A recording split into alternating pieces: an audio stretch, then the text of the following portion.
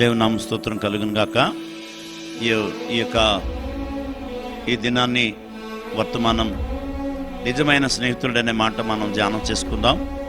ఈ లోకంలో రకరకాల స్నేహాలు ఉన్నాయి. ఆ స్నేహం కోసం కాదు కానీ ఆత్మీయ స్నేహితుడి గురించి ఈ దినాన్ని మనం ఈ ఒక్క వర్తమానంలోంచి మనం కొన్ని మాటలు మనం ధ్యానం చేసుకుందాం. సామెతల గ్రంథం 17వ అధ్యాయము 17వ వచనం చూసినట్లయితే, నిజమైన స్నేహితుడు విడువక ప్రేమించును, అతడు దుర్దశలో అట్టివాడు సహోదరుడుగా ఎంచబడును. ఇక్కడ నిజమైన స్నేహితుడు అంటే నిజమైన స్నేహం ఉంది, తర్వాత డూప్లికేట్ స్నేహం ఉంది. ఆలోచన చేసిన స్నేహంలో 2 రకాలు ఉన్నాయి. ఒకటి నిజమైన స్నేహం, రెండవది నిజం కాని స్నేహం కూడా ఉంది. ఈ రోజుల్లో ఎక్కువగా నిజం కాని స్నేహం కోసమే జనాలు ఆతురత పడుతున్నారు, కానీ నిజమైన స్నేహితుడి దగ్గరికి మాత్రం రావడానికి దేవుడు ఇష్టపడట్లేదు. ఈ యొక్క సాయంకాలంలో చూసినట్లయితే ఈ నిజమైన స్నేహితుడు ఎవరు అనేది మనం ధ్యానం చేసుకుందాం. ఆలోచన చేసుకోండి. ఇక్కడ ఈ వర్తమానంలో చూసినట్లయితే సొలొమోను మహారాజు చెప్తున్నాడు, నిజమైన స్నేహం ఉంది. ఆ స్నేహితుడు ఎవరంటే నా యేసయ్య ఒక్కడే. ఆలోచన చేసుకోండి. ఇక్కడ బైబిల్ గ్రంథంలో చూసినట్లయితే మరి దేవుని ఒక దైవజనుడైన అబ్రహాము విగ్రహారాధన కుటుంబంలోంచి దేవుడు పిలిచాడు. ఆ విగ్రహారాధన కుటుంబంలోంచి బయటికి రావడం వల్ల అతడు మరి దేవునితోటి స్నేహం చేశాడు. ఎలాంటి స్నేహం అంటే, స్నేహం అనగా సవాసం. ఎలాంటి సవాసం అంటే, మరి దేవుని బిడ్డ ఆది ఖండం 15వ అధ్యాయం 6వ వచనం చూసినట్లయితే అక్కడ ఏమని చెప్తున్నాడంటే వాక్యంలో, దేవుని బిడ్డలారా, ఆయన దేవునితోటి అబ్రహాము దేవిని నమ్మెను, అది అతనికి నీతిగా ఎంచబడేనని చెప్పేసి అంటున్నాడు. నీతి ఎవరు నీతి అని అంటే, నా యేసుప్రభు అక్కడే నీతిమంతుడు. ఆ నీతిమంతుడి దగ్గరకు వచ్చి ఆయనతో స్నేహం చేశాడు. ఆలోచన చేసుకోండి. ఈ రోజుల్లో రకరకాల స్నేహాలు ఉన్నాయి. కొన్ని స్నేహాలు చూసినట్లయితే దుష్ట సాంగత్యం మంచి నడవడిని పాడు చేస్తుంది. ఆలోచన చేసుకోండి. ఇక్కడ లోకాసు వార్తలో 15వ అధ్యాయం చూసినట్లయితే అక్కడ తండ్రి దగ్గర ఆస్తి సమకూర్చుకొని మరి దుష్ట స్నేహితులతోటి ఫ్రెండ్షిప్ చేశాడు, స్నేహం చేశాడు. ఆ స్నేహితులందరూ అతన్ని డబ్బున్నంతసేపు కూడా ఉన్నారు. డబ్బంతా అయిపోయిన తర్వాత అతన్ని వదిలేశారు. అయితే అది ఆ డబ్బు స్నేహం. అది కొంతమంది తాగుడు స్నేహం ఉంటుంది, వ్యభిచారం స్నేహం ఉంటుంది, తర్వాత జోదం స్నేహం ఉంటుంది. ఈ లోకంలో రకరకాల స్నేహాలు ఉన్నాయి. అయితే ఏ స్నేహం కూడా నీ జీవితాన్ని మార్చదు. అయితే మార్చేది ఏంటంటే, మరి యేసయ్య దగ్గరకు వచ్చినట్లయితే, యేసయ్య నీకు స్నేహితుడిగా ఉండాలంటే దేవునితోటి సహవాసం చేయాలి. ఈ యొక్క సహవాసం అనేది నీతిగా ఎంచుకున్నాడు. లోకంలో ఎక్కడ నీతిమంతులు లేరు. బైబిల్లో చెప్తుంది, నీతిమంతుడు ఒక్కడో లేడని. నా యేసుప్రభు నీతిమంతుడనే సంగతి అబ్రహాం గారు గుర్తెరిగి ఆయనతో సహవాసం చేశాడు. ఆలోచన చేసుకోండి. ఈ యొక్క బైబిల్ గ్రంథంలో ఇద్దరు గురించి బైబిల్లో ఆ స్నేహం గురించి చెప్తుంది. మొదటి స్నేహితుడు అబ్రహాము. అబ్రహాం గురించి బైబిల్లో 3 చోట్ల స్నేహితుడు అనే మాట రాయబడి ఉంటుంది. మొదటి స్నేహం చూసినట్లయితే దేవుని బిడ్డలారా, 2వ దినవృత్తాంతాల గ్రంథం 20వ అధ్యాయము 7వ వచనం చూసినట్లయితే అక్కడ మన పితరులందరినీ వెళ్ళగొట్టేసి అబ్రహామును దేవుడు నాటినట్టుగా మనం ఆ వచనంలో మనం చూస్తూ ఉంటాం. అదే రీతిగా ఎందుకంటే అబ్రహాములో నుంచే ప్రపంచ జనాభా వచ్చింది. ప్రపంచ జనాభా అబ్రహాము ఇస్సాకును కన్నాడు, ఇస్సాకు యాకోబును కన్నాడు, యాకోబు యాసాబులను కన్నాడు, యాకోబు ఇశ్రాయేలు 12 యొక్క గోత్రాలని కన్నాడు. ఆ 12 మందిలో నుంచే మనం మరి ఈ లోకానికి వచ్చాం. ఈ లోక జనాభా అబ్రహాంతో చూసినట్లయితే దేవుడు అంటున్నాడు, నీ సంతానాన్ని ఇస్కరేణుల వల్ల అభివృద్ధి చేస్తానని చెప్పాడు. సముద్రంలోని ఆ యొక్క ఇస్కరేణుల వల్ల నేను అభివృద్ధి చేస్తాను. రెండవదిగా చూసినట్లయితే ఆకాశ నక్షత్రాలుగా ఎన్నో ఆశీర్వదిస్తానని చెప్పేసి అన్నాడు. ఇప్పుడు ప్రపంచ జనాభా చూసినట్లయితే 800 కోట్ల జనాభా ఉన్నారు. వాళ్ళందరూ ఎవరంటే అబ్రహాము దేవునితో స్నేహం చేయటం వల్ల దేవుడు ఆయన ఆశీర్వదించాడు. నీ సంతానాన్ని ఆశీర్వదిస్తానని చెప్పేసి అన్నాడు దేవుడు. ఈ రోజున మన సంతానం ఆశీర్వదించబడుతుందా? మన పిల్లలు ఆశీర్వదించబడుతున్నారా? వాక్యం ఏం చెప్తుందో తెలుసా? యెహోవా యందు భయభక్తులు గలవాడు ఇలాగా ఆశీర్వదించబడతాడు అని చెప్పేసి అని 128వ సంకీర్తనలో చెప్తాడు. నీ భార్య ఫలించు ద్రాక్ష వలె ఉంటుంది, నీ భోజన బల్ల చుట్టూ నీ పిల్లలు ఒలీవ మొక్కల వలె ఉంటారని చెప్పేసి అంటున్నాడు. ఆలోచన చేసుకోండి. ఈ యొక్క సాయంకాల సమయంలో చూసినట్లయితే ఈ వర్తమానం వింటున్న పిల్లారా, దేవుని పిల్లలారా, దేవుని వాక్యం ఏం చెప్తుందో తెలుసా? నిజమైన స్నేహితుడి దగ్గరికి వస్తారా? రెండవది చూసినట్లయితే దేవునితో సహవాసము చేయాలి. ముందు చూసినట్లయితే సహవాసము మొదటిది. రెండవది చూసినట్లయితే దేవుని బిళ్ళారా, ఆ దేవునితోటి సంబంధం కలిగి ఉండాలి. ఆ రిలేషన్షిప్ అనేది చాలా విలువైంది. ఎప్పుడు వస్తాడు దేవుడు నీ దగ్గరికి? దేవుని మాట వింటే దేవుడు నీ దగ్గరికి వస్తాడు. ఈ రోజున దేవుని మాట వినేవాళ్ళు ఎవరు లేరు. లోక సంబంధమైన మాటలు వింటున్నారు. ఈరోజు నీ ఎక్కడ చూసినా సెల్ ఫోను, వాట్సప్, ల్యాప్టాప్ లేకపోతే టీవీ, ఈ మూడు పెట్టుకుని మనుషులు ఎంజాయ్ చేస్తున్నారు, కానీ దేవుని మాట వినేవారు లేరు. అంచేత జనులు నా మాట వింటలేదని దేవుడే వేదన చెందుతున్నాడు. అందుకనే మనకి తెగులు పంపిస్తున్నాడు, అందుకనే మనకి రోగాలు పంపిస్తున్నాడు, అందుకనే మనకి కరువు వస్తుంది. అందే రీతిగా కొంతమంది అప్పుల పాలైపోతున్నారు. కారణం నిజమైన స్నేహితుడు నీ జీవితంలో లేకపోవడం వల్ల. నిజమైన స్నేహితుడిని నువ్వు కలిగి ఉంటే నీ జీవితం ఆశీర్వాదకరంగా ఉంటుంది. రెండవ స్నేహం చూసినట్లయితే దేవుని బిడ్డలారా, యెషయాలో చెప్తాడు. యెషయా 41వ అధ్యాయము 8వ వచనం చూసినట్లయితే అక్కడ ఒక మంచి మాట రాయబడి ఉంటుంది. చూడండి ఏమని చెప్తాడు చూద్దాం ఒకసారి. యెషయా గ్రంథం 41వ అధ్యాయము 8వ వచనం ఏమంటున్నాడు అంటే, నా సేవకుడైన ఇశ్రాయేలు, నేను ఏర్పరచుకున్న యాకోబు, నా స్నేహితుడైన అబ్రహాము సంతానమా, భూదిగంతముల నుండి నేను నిన్ను పట్టుకొని దాని కొనల నుండి పిలుచుకునివాడా, నీవు నా దాసుడవు అని చెప్పేసి ఇక్కడ సెలవిస్తున్నాడు. భూదిగంతముల నుంచి చూశాను, నీతిమంతుడే ఒక్కరు కనపడలేదు, అబ్రహాం ఒక్కడైనా కనబడ్డాడని చెప్పేసి అంటున్నాడు దేవుడు. ఆలోచన చేసుకోండి. ఇశ్రాయేలు సంతానానికి మూల పురుషుడు ఎవరంటే నిజమైన స్నేహితుడు అబ్రహాం అని దేవుడు సాక్ష్యం చెప్తున్నాడండి. ఈరోజు నీ సాక్ష్యం ఎవరండి? ఎవరో నీ గురించి దేవుడు ఏమని చెప్తున్నాడండి? మన గురించి దేవుడు ఏడుస్తున్నాడు. అంచేత ఏడుస్తున్నాడు. ఎందుకనంటే మనం దేవుని మాట వినలేకపోతున్నాం, దేవుని దగ్గరికి రాలేకపోతున్నాం. దేవుని మాట అబ్రహాం విన్నాడు. ఎప్పుడు కూడా నో అనే మాట అనలేదండి. ఎప్పుడు ఇగో అబ్రహామా నీ ఇంట్లో నుంచి బయటికి రా అంటే ఎస్ ప్రభు అని చెప్పేస్తున్నాడు, నో అని చెప్పలేదు. తర్వాత నీ ఒక్కడైనా కొడుకుని నాకు బలి అంటే ఎస్ ప్రభు అని చెప్పేస్తున్నాడు. ఆలోచన చేసుకోండి. ఏ విషయంలో కూడా దేవుని మాటని ఆయన తూచా తప్పకుండా పాటించాడు తప్ప ఇప్పుడు కూడా నేను నో అనే మాట చెప్పలేదు. ఇదిగో ఆ ఆగర్ని విడిచిపెట్టేసే. ఎందుకనంటే ఆగర్ కాదు, నీ భార్య అయిన శారయ్య నీకు భార్య, ఆమె నీ భార్య మాట విను అని చెప్పేసి అన్నాడు. ఆలోచన చేసుకోండి. దేవుని బిడ్డలారా, ప్రతిదీ కూడా నో అనే మాట ఎప్పుడు చెప్పలేదు, ఎస్ అనే మాట చెప్పాడు. స్నేహితునికి దాపరికం ఉండదు. అందుకనే దేవుడు అంటాడు ఒకసారి, దేవుని బిడ్డలారా, ఆదికాండం 18వ అధ్యాయము 16-17 వచనాలు చూస్తే, నా సేవకుడైన అబ్రహాముకి, నా స్నేహితుడైన అబ్రహాంకి నేను చేయబోయేదాన్ని దాస్తానా అని చెప్పేసి అని అబ్రహాముకి ఏం చేశాడు తెలుసండి? ఆహారం పెట్టి అబ్రహాము దేవునికి ఆతిథ్యం ఇచ్చాడు. ఈరోజు నీ గృహం స్నేహితుడిగా నువ్వు ఉన్నాం, ఆయన మనతోటి ఉంటాడు. మనలో ఒకడు అంటే తెలుసా మీకు? ఆలోచన చేసుకోండి. మన ఇంట్లో ఇప్పుడు మా ఇంట్లో మేము 3 పిల్లలు, నాకు తర్వాత భార్య, నేను కలిసి 5గురం. ఈ 5గురు కలిసి నాతో పాటు ఆయన అంటే 6వ వ్యక్తిగా నా దేవుడు ఉన్నాడండి. 6వ వ్యక్తిని మనం వ్యక్తిగా మరి 5గురు పిల్లలకి నేనా అంటే 3 పిల్లలకి భార్యకి నేను ఆహారం తింటున్నాం. దేవునికి ఇస్తున్నాం, మనం దేవునికి ఇవ్వాలి. మనం అబ్రహాం అన్ని విషయాల్లో దేవునికి ఇచ్చాడు, నిజమైన స్నేహితుడు కాబట్టి దేవునికి ఇచ్చే అన్నిట్లో 10వ వంతు ఇచ్చాడని ఉంటుంది. ఈ రోజుల సమయంలో 10వ వంతు ఇవ్వాలి, తదుపరి మన రాబడిలో 10వ వంతు ఇవ్వాలి. తర్వాత దేవునికి ఇచ్చి శోధించాలి. మనం అబ్రహాం ఇచ్చి శోధించాడు, తన ఏకైక కొడుకును కూడా ఇవ్వడానికి ఇష్టపడ్డాడండి. స్నేహంలో దాపరికం లేదండి. ఆలోచన చేసుకోండి. ఇక్కడ నిజమైన స్నేహితుడు ఎవరనంటే నా యేసు ఒక్కడే.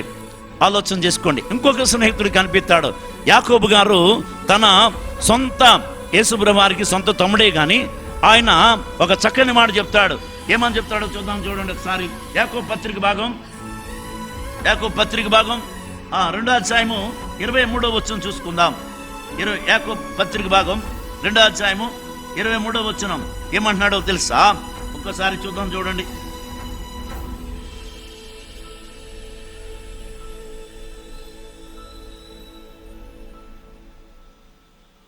కాబట్టి అబ్రహాము దేవుని నమ్మెను, అది అతనికి నీతిగా ఎంచబడెను అను లేఖనము నెరవేరబడెను, మరియు దేవుని స్నేహితుడని అతనికి పేరు కలిగెను. దేవుని స్నేహం. ఈ రోజుల్లో దయ్యాలతో స్నేహం చేసే వాళ్ళు కొంతమంది ఉంటారు. ఈ లోక సంబంధమైన అలవాట్ల మధ్యలో తాగుడికితో స్నేహం చేసేవారు, వ్యభిచారంతో స్నేహం చేసేవారు, జూదంతో స్నేహం చేసేవారు, అపవిత్రమైన లోక ఆచారాల్లో కూడా కలిసి స్నేహం చేసేవారు. ఇక్కడ దేవుడితోటి స్నేహం చేశాడండి అబ్రాహాం. ఈరోజు నీ స్నేహం ఎవరితో చేస్తున్నావు? దేవునితో చేస్తున్నావా? దెయ్యంతో చేస్తున్నావా? లోకము దానాశ గతించిపోతుంది, కానీ గతించిన వాడెవరో? నిజ దేవుడైన నా యేసు ప్రభు ఒక్కడే. అందుకని ఆయనతో స్నేహం చేశాడు. మొదటిగా స్నేహితుడు ఎవరంటే అబ్రహాం. రెండవ స్నేహితుడు ఎవరనంటే దేవుని బిడ్డలారా, అక్కడ యోహాను సువార్త 11వ అధ్యాయము 1వ వచనం చూసినట్లయితే ఆ మరియ మార్తలు బేతనీ గ్రామంలో మరియా, మార్త, లాజరు అనే వ్యక్తి కనిపిస్తుంటాడు. అయితే ఆ వ్యక్తి, ఆ ముగ్గురు సారికి యేసు ప్రభువారు ఆ గృహానికి వెళ్ళడం ప్రారంభించాడు. అయితే వాళ్ళు ఆయనకి ఆతిథ్యం ఇస్తున్నారు. ఆయన ఎప్పుడు వెళ్తేప్పుడు ఆయన ఒక్కడే కాదు, ఆయనతో పాటు 12 మంది శిష్యులు వెళ్తున్నారు. ఆ 12 మంది శిష్యులు యేసు ప్రభువారు కలిసి 13. ఈ 13 ఆ బేతనీ గ్రామానికి వెళ్తుంటే అక్కడ వాళ్ళు చక్కని ఆతిథ్యం తయారు చేసి పెట్టేవారు. అయితే అక్కడ వాళ్ళు పెట్టే వాళ్ళ గురించి రాయలేదు, కానీ ఇక్కడ ఒక వ్యక్తి గురించి దేవుడు చెప్తున్నాడు. వాళ్ళే చెప్తున్నారు, అక్కజనులు చెప్తున్నారు. ఏమన్నా తెలుసా? అయ్యా యేసు ప్రభువారు, నువ్వు ప్రేమించే వ్యక్తి లాజరు రోగి అయి ఉన్నాడు అని చెప్పేసి అంటున్నారు. ఆలోచన చేసుకోండి, దేవుని ప్రేమించే వ్యక్తులకి రోగాలు వస్తాయి, రావని నేను చెప్పను. ఆలోచన చేసుకోండి, నువ్వు ప్రేమించే వ్యక్తి రోగి అయి ఉన్నాడు అని కౌరు పంపించారు. ఆలోచన చేసుకోండి, అతడు రెండో స్నేహితుడు. మొదటి స్నేహితుడు అబ్రహాము, రెండో స్నేహితుడు ఎవరనంటే లాజరు. ఆలోచన, బేతనీ గ్రామంలో లాజరు ఆయన రోగంతో చనిపోయాడు. చనిపోయినా సరే దేవుని బిడ్డలారా, ఆయన దేవుని మాట విన్నాడు. ఈరోజు దేవుని మాట ఎవరు వింటున్నారండి? స్నేహం చేసే వాళ్ళందరూ దేవుని మాట వింటారు, లోక సంబంధమైన మాటలు వినరు. లోకము దానాశ గతించిపోతుంది, కానీ గతించిన వాడు ఎవరంటే నా యేసు ఒక్కడే. ఆలోచన చేసుకోండి, ఈ యొక్క సాయంకాల సమయంలో చూసినట్లయితే దేవుని వర్తమానం వింటున్నా మీరు ఎవరితో స్నేహం చేస్తున్నారు? వర్తమానం వచ్చింది అక్కడ లాజరు చనిపోయాడని, కానీ అక్కడ 2 దినాలు ఉండిపోయాడు. ఆయన ఇంకొకరు 2 దినాలు, 4వ దినాన్ని వచ్చాడండి అక్కడికి, బేతనీ గ్రామానికి వచ్చాడు. ఆ చనిపోయిన లాజరు దగ్గరికి ఆ కుటుంబం అంతా శోకంతో ఉంది, దుఃఖంతో ఉంది. అలాంటి సమయంలో మరియ వెళ్ళి చెప్తుంది, మార్త వెళ్ళి చెప్తుంది. మార్తకి మరియకి వర్తమానం ఇచ్చింది యేసయ్య వచ్చాడని. అయితే వెంటనే పరిగెత్తుకుని వచ్చింది ఆమె. పరిగెత్తుకుని వచ్చి మరియ చెప్తుంది, ప్రభా నువ్వు ఉంటే నా తమ్ముడు చచ్చిపోయాడు కదయ్యా, ఇప్పుడైనా నువ్వు తండ్రిని ఏది అడిగినా నువ్వు చేయగల దేవుడు అని చెప్పేసి అంటే, మీ తమ్ముడిని ఎక్కడ పాతి పెట్టారని చెప్పేసి అన్నప్పుడు వెంటనే ఆ పాతి పెట్టే స్థలం దగ్గరికి వచ్చాడు ఆయన. ఆ రాయి తీసేయండి, మానుషులేసే రాయి, మీరు ఆ బిడ్డ ఉండడానికి వీల్లేదని ఆ రాయి తీసేస్తే అక్కడ చాలామంది పరిచయులు, సద్దుకేలు, తర్వాత రకరకాలుగా హేళన చేస్తున్నారు. ఇది ఆత్మాను వచ్చి తినేసిపోతున్నాడు, చనిపోకుండా చేయలేడా అని దాన్ని హేళన చేస్తున్నారు, అవమానపరుస్తున్నారు. కానీ దేవుని బిడ్డలారా, ఏడ్చి ఆయన బైబిల్ గ్రంథంలో 2 చోట్ల ఏడ్చాడు ఆయన. ఆలోచన చేసుకోండి, అక్కడ వచ్చి ఆయన వెంటనే ఆయన ఆ యొక్క పేరు పెట్టి పిలిచాడు, లాజరు బయటికి రా అని బిగ్గరగా పిలిచాడు. లాజరు బయటికి రా, నీ పేరు దేవునికి తెలుసా? అబ్రహామును పేరును బట్టి దేవుడు ఆస్వాదించాడు. ఏమని అంటున్నాడు తెలుసా? నువ్వు ఇంట్లోంచి బయటికి రా, నేను ఆస్వాదిస్తాను, నేను హైలైట్ చేస్తాను. నేను అబ్రహాము దేవుడిని అంటున్నాడు, ఇస్సాకు దేవుడిని అంటున్నాడు, యాకోబు దేవుడిని అంటున్నాడు. ఇక్కడ చూసినట్లయితే లాజరు కూడా దేవుడేనండి. లాజరు పేరు పెట్టి పిలిచాడు. ఈరోజు నీ పేరు దేవుడికి తెలుసా? ఈ లోకల్ అందరి పేర్లు మనం గుర్తుపెట్టుకుంటాం, కానీ నిజ దేవుడి దగ్గరకు వచ్చినప్పుడు ఆయన పేరు మనం గుర్తుపెట్టుకోలేకపోతున్నాం. అందుచేత చనిపోయిన వ్యక్తిని లాజరు బయటికి రా అని పిలవగానే ఆ చనిపోయిన వ్యక్తి ఆ పేత వస్త్రాలు, కట్టబడిన వస్త్రాలు, పేత వస్త్రాలతో బయటకు వచ్చాడు. అతను కట్లు విప్పండి అని చెప్పేసి అన్నప్పుడు కట్లు విప్పిన తర్వాత దేవుని ఎంతగానో మహింపరిచాడు, దేవుని కృతజ్ఞత చెల్లించాడు. ఈరోజు దేవుని కృతజ్ఞత కలిగే బిడ్డలుగా ఉన్నావా? నిజమైన స్నేహితుడు ఏం చేస్తాడు తెలుసా? చనిపోయాడండి ఈ లోకంలో. ఒక వ్యక్తి కోసం ఎవరు చనిపోరండి. మానవులందరి కొరకు నా యేసు ప్రభువారు 2021 సంవత్సరం క్రితం దేవుడు భూలోకంలోకి వచ్చి జీవించి నీ కొరకు నా కొరకు చనిపోయి తిరిగి లేచాడండి. ఆ స్నేహితుడి దగ్గరికి వస్తావా? వస్తే నీ జీవితం ఆశీర్వాదకరమే కాదు, నీ పిల్లలు కూడా ఆశీర్వాదకరంగా ఉంటుంది. ఈ లోక సంబంధం ఆశీర్వాదం కాదండి. ఈ లోకంలో మానవుడి యొక్క ఆయుష్ 70 ఏళ్ళు 80 ఏళ్ళేమో కానీ పరలోకంలో యుగయుగాలు తరతరాలు ఉండేది పరలోకం. ఆ పరలోకంలోకి వెళ్ళాలంటే నిజమైన స్నేహితుడితోటి మొట్టమొదటిసారిగా సావాసం కలిగి ఉండాలి, రెండోది స్నేహం కలిగి ఉండాలి, మూడోది చూసినట్లయితే దేవుని బిడ్డలారా దర్శనం అనేది నీ జీవితానికి అవసరం. దర్శనం లేకుండా పరలోక రాజ్యంలో ప్రవేశించలేం. అందుచేత 2 మాటలు చెప్పి మనం ముగించుకుందాం. ఒక్కసారి దేవుని వాక్యలో చూసుకుందాం. చూడండి, హెబ్రీయులకు రాసిన పత్రిక భాగం 6వ అధ్యాయము 3వ వచనం చూసుకుందాం. 6వ అధ్యాయం 13వ వచనం ఏమంటున్నాడో తెలుసా? దేవుని బిడ్డలారా చూసుకుందాం. దేవుడు అబ్రహామునకు వాగ్దానం చేసినప్పుడు తనకంటే గొప్పవాణ్ణి తోడని ప్రమాణం చేయలేకపోయాను కనుక తన తోడని ప్రమాణం చేశాడు. నా తోడు ఎవరు తోడంట? ఈ లోకంలో మనుషుల తోడు కాదు, దేవుని తోడండి. దేవుని తోడు ఏమని చెప్తున్నాడు చూడండి. ఇంకా ఏమంటున్నాడు? నిశ్చయముగా నేను నిన్ను ఆశీర్వదిస్తాను, నిశ్చయముగా నిన్ను విస్తరింపజేస్తాను అని చెప్పాను. ఆ మాట నమ్మి అతడు ఓర్పుతో సహించుకుంటూ ఆ వాగ్దానం పొందాడు. ఓర్పు ఎన్ని సంవత్సరాలు ఓచుకున్నాడండి? 70 సంవత్సరాల్లో పిలిచాడు దేవుడు. 100 సంవత్సరాల వరకు ఎదురు చూశాడండి. 100 సంవత్సరాల వరకు ఎదురు చూశాడు. ఓర్పు కలిగి ఉన్నాడు. అంచేత ఏమాత్రం నీ విసుగు చెందలేదు. వెంటనే ఈ రోజుల్లో ఇన్స్టెంట్ కావాలి. ఇన్స్టెంట్ అంటే తెలుసా? తొందరగా జరిగిపోవాలి. ఈ రోజు వచ్చాడు, ఈ రోజు అయిపోవాలి, అంతే. ఈ రోజు అది అయిపోదండి. ఒక బిడ్డ ఒక తల్లిని కనాలంటే 9 మాసాలు 9 నెలలు తల్లి గర్భంలో ఉంటేనే వాడు బయటకు వస్తాడు. ఎందుకంటే ఆ బిడ్డ పెరగడానికి 9 నెలలు అవసరం. ఆలోచన చేసుకోండి. దేవుని బిడ్డలారా వెంటనే జరిగేది కాదు. వెంటనే జరిగితే నువ్వు కూలిపోతావు, వెంటనే జరిగితే నువ్వు పతనం అయిపోతావు. అందుకని దాదాపు ఓర్పుతో కనిపెట్టాడు, సహనంతో కనిపెట్టాడు. అంచేత ఈరోజు నీ జీవితంలో సహనం ఉందా? సహనం ఉంటే దేవుడు నీ జీవితంలో విలువైన కార్యం చేస్తాడు. ఇంకో మాట చూసుకుందాం చూడండి. ఎందుకంటే వయసు గతించినా సరే ఆఖరికి 100 సంవత్సరాలు ఆమెకు వచ్చినాయి, 80-90 సంవత్సరాలు ఆమెకు వచ్చింది. సరే, ఆమె శారా యొక్క శరీరం మృతతుల్యం అయిపోతుంది. అంచేత ఆ స్త్రీ ధర్మం నిలిచిపోయింది. అయినా సరే వాగ్దానం కొరకు ఎదురు చూశారు. దేవుడు అద్భుతం చేసి ఆమె ఆ వృద్ధాప్యం వచ్చేసినా సరే కనడానికి దేవుడు ఆమెకి శక్తి ఇచ్చాడు. ఈ వర్తమానం వెంటనే దేవుని బిడ్డలారా ఆలోచన చేసుకోండి. నువ్వు ఎవరితో స్నేహం చేస్తున్నావు? లోకంతో స్నేహం చేస్తున్నావా? లోకము దానాశ గతించిపోద్ది. గతించిన వాడు ఎవరంటే నిజమైన స్నేహితుడు నీ కొరకు ప్రాణం పెడుతున్నాడండి. నీ కొరకు ప్రాణం పెడతారు. ఈ రోజుల్లో ప్రాణం పెట్టే స్నేహితుడు ఎవరున్నారండి? ఎక్కడికెక్కడ ముంచేస్తున్నారు నిన్ను, ఎక్కడికక్కడ నిన్ను పతనం చేసేస్తున్నారు, ఎక్కడికక్కడ నిన్ను నాశనం చేసే స్నేహితులు కానీ మంచి స్నేహితుడు ఎవరు లేరండి. ఆ మంచిది అనేది ఎక్కడ ప్రపంచంలో ఎక్కడ మంచి కనపడుతుందండి? అంత చెడే ఉంది. అందుకనే కోతుల బొమ్మలు మనం చూస్తుంటాం. చెడు మాట్లాడుకు, చెడు చూడకంటే 2 కళ్ళు మూసుకుంటుంది కోతే. తర్వాత చెడు మాట్లాడకంటే రెండు చేతులు నోరు మూసుకుంటుంది. చెడు వెనకంటే 2 చెవులు మూసుకుంటుంది. ఇంకోటి కొత్తగా వచ్చింది దినాన్ని, ఏంటది తెలుసా? సెల్ ఫోన్ అండి. ఎంతసేపు చెడు ఆ సెల్ ఫోన్ పట్టుకునే మనిషి బందీ అయిపోయారు. సెల్ ఫోనే స్నేహం. పడుకున్నప్పుడు కూడా తల దగ్గర పెట్టుకుని ఆ సెల్ ఫోన్ పెట్టుకునే పడుకుంటున్నారు. ఈ దినాన్ని సెల్ ఫోన్ ప్రేమిస్తున్నారండి. నిజమైన స్నేహితుడిని మర్చిపోయారు. ఈరోజు నిజమైన స్నేహితుడిని మర్చిపోయి సెల్లను ప్రేమించే వాళ్ళు, లేకపోతే ఇంకా రకరకాల అలవాట్లకి బందీ అయిపోయిన వాళ్ళు చాలా మంది కనిపిస్తున్నారు. ఈరోజు నువ్వు ఎవరిని ప్రేమిస్తున్నావు? ఎవరిని ఎక్కువగా ప్రేమిస్తున్నావు? యేసు ప్రభువుని ప్రేమిస్తున్నావా? నువ్వు చనిపోతే పరలోకానికి ఇచ్చేవాడు ఎవరో తెలుసండి? నిజమైన స్నేహితుడు నీ కొరకు రక్తాన్ని చిందించాడు. రక్తం చిందించకుండా పాప క్షమాపణ లేదని వాక్యం ఉంది. అందుకని ఇంకా దేవుని బిడ్డలారా 11వ అధ్యాయము ఆ యొక్క అపోస్తుల కార్యాల గ్రంథం హెబ్రీయులకు రాసిన పత్రిక భాగం 11వ అధ్యాయం 10వ వచనం చూసుకుందాం. ఏమన్నాడు తెలుసా? ఎలయనగా దేవుడు దేనికి శిల్పియు నిర్మాణకుడు ఉన్నాడు, ఆ పునాదులు గల ఆ పట్టణము కొరకు అబ్రహాము ఎదురు చూశాడండి. పునాదులు గల పట్టణం. ఈ లోకంతో కాదు నేను స్నేహించేది.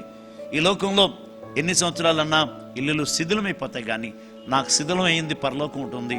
ఆ పునాదులు గల పట్టణం కొరకు ఎదురు చూశాడట అబ్రహాము. ఈరోజు ఎందుకంటే నిజమైన స్నేహితుడు నా కొరకు పరలోకం ఇస్తాడు, నేను చనిపోతే పరలోకానికి తీసుకెళ్తాడనే విశ్వాసంతో ఉంది. ఈ రోజుని ఆ దేవుడి దగ్గరికి వస్తావా? విశ్వాసంతో ఎదురు చూస్తున్నాడు. ఈ లోకంలో ఆయన ప్యాలెస్ కట్టుకొచ్చండి. ఆయన దగ్గర దాదాపు 4,000 మంది పనులు ఉన్నారు. బంగారం ఉంది, వెండి ఉంది, ఇత్తడి ఉంది. ఆయన అన్ని రకాల ఆశీర్వాదం పొందుకున్నాడు. కానీ ఆయన నాకు ఈ డేరాలలోనే నివాసం ఉన్నాడు, కానీ పర్మనెంట్ బిల్డింగ్ కట్టుకోలేదండి. ఎంత గొప్ప దేవుడని పునాదులు గల పట్టణం కొరకు ఎదురు చూశాడంట. నాకు ఒక పట్టణం ఉంది, ప్యాలెస్ ఉంది. పట్టణం అంటే ప్యాలెస్లో ఉంది. ప్యాలెస్ అంటే రాజగృహం. ఆ రాజగృహం నాకు ఉంది. ఆ రాజగృహంలోకి నేను వెళ్తానని చెప్పేసి విశ్వాసం ఉంచాడు. ఆలోచన చేసుకోండి. ఈ యొక్క రాత్రికాల దర్శనం కలిగి ఉన్నాడు. ఈ రోజున దర్శనం అనేది ఉందా నీకు? మొట్టమొదటిగా సావాసం, రెండవది ఓర్పు, సహనం, మూడవది చూసినట్లయితే దేవుని దర్శనం. ఈ 3 కలిగిన వాడు ఎవరంటే అబ్రహాము. ఈరోజు నీ జీవితంలో 3 కలిగి ఉన్నావా? దేవునితో సావాసం చేస్తున్నావా? తర్వాత రెండవది దేవునితో సహనంతో కనిపెడుతున్నావా? మూడవది దర్శనం నీకుందా?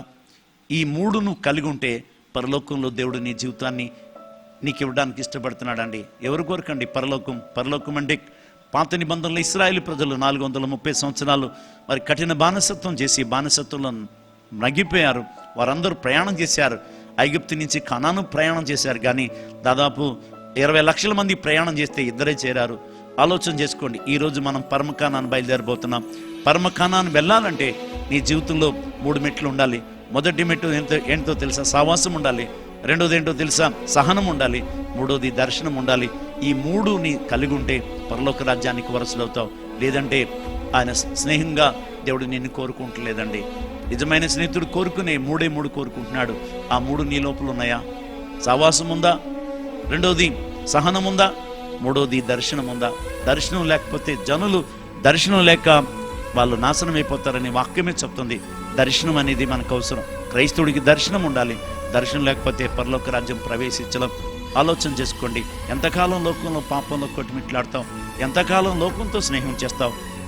ఈ సాయంకాలమైన నువ్వు యేసయ్య దగ్గరికి వచ్చి పశ్చాత్తాపడి, ప్రభా నీతో నీ సావాసం చేస్తాను, నీతో సహనం కలిగి ఉంటాను, నీతో నేను దర్శనం కలిగి ఉంటానయ్యా, నా జీవితాన్ని మార్చయ్యా, నా బ్రతుకు మార్చని నువ్వు దేవుని ప్రార్థన చేస్తే దేవుడు నీ జీవితంలో అద్భుతం చేస్తాడు. దేవుడు ఈ మాటలు దీవించును గాక. ప్రార్థన చేసుకుందాం. ప్రేమ నమ్మకం గల అత్యంత కనికరం గల దేవా, నీకు వందనాలు చెల్లించుకుంటున్నాను. ఈ దినం ప్రభా మేము నీతోటి ఆయన ప్రభా సావాసం కలిగి, లేదా నీతోటి సహనం కలిగి, నీతోటి ప్రభా దర్శనం అనుభవం కలిగి జీవిస్తేనే మా స్నేహం మీరు కోరుకుంటున్నారు. ప్రభా ఎంత గొప్ప దేవుడు! అబ్రహామును కోరుకున్నాడు స్నేహితుడిగా. మీరు ఆయన విడిచిపెట్టలేదు. అదే రీతిగా లాజరు చనిపోయినా సరే ఆ బిడ్డ దగ్గరికి వచ్చా, ఆ బిడ్డతో ఎంత స్నేహం చేశావు ప్రభా. 2 స్నేహితులు ఉన్నారు ఈ లోకంలో. మరి ఈ రోజుని చాలా మంది బిడ్డల్ని తెలుసుకున్నారు, కానీ ఎవరు స్నేహితుడిగా నీ గ్రంథంలో రాయబడలేదు. కానీ వాళ్ళిద్దరూ నా స్నేహితులు అని చెప్పేసి బైబిల్ గ్రంథంలో చెప్పుకుంటున్నాం ప్రభా. ఈరోజు లోకంతో స్నేహం కాదు, నీతో స్నేహం చేసే భాగ్యం అందరికీ దయచేయమని, ఈ లైవ్ వీక్షిస్తున్న ప్రతి బిడ్డను మీ దీవించి ఆస్వాదించమని, ఇస్ప్రైజుకునైన నా మరణి పాదాల దగ్గర చేర్చుకోమని యేసు నామములో అడుగుచున్నాము తండ్రి. ఆమేన్. మీ అందరికీ వందనాలని. God bless you.